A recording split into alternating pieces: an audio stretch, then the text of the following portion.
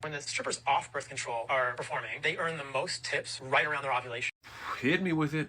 They have a huge peak in the month when they ovulate, and the rest of the month is like less. So I'm assuming that he is thinking about this 20-year-old study of reports filed by 18 exotic dancers, which found that the 11 dancers who are not on birth control did make substantially more money in tips around the time that they were ovulating. So far, so good. But it's gonna get bad really quick.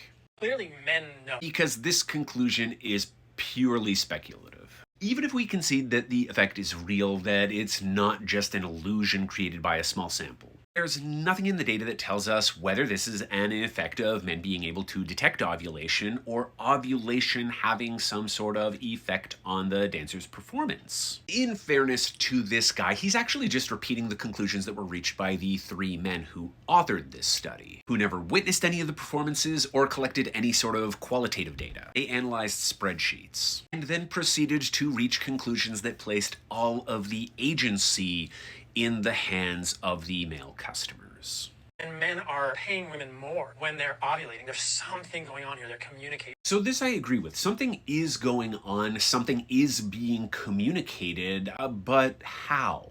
I think it's useful here to look at other similar kinds of studies, like this one that compared pictures of women taken during ovulation and at other points during their cycle. Now, interestingly, both men and women who evaluated the photographs rated the photos taken during ovulation as more attractive. This is not just a power that men possess, but the fact that they were reaching these conclusions with photographs alone also should cause us to question the whole idea that pheromones have something to do with it. And in fact, the authors of this study, all 3 of whom are women, attributed instead to decisions made by the women in the photographs, their grooming and ornamentation choices. An angle that is supported, I would add, by other research in this area.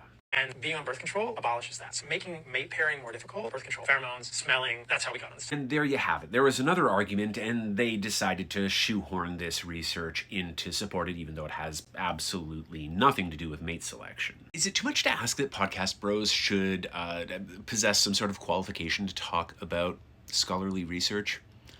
It's too much, isn't it?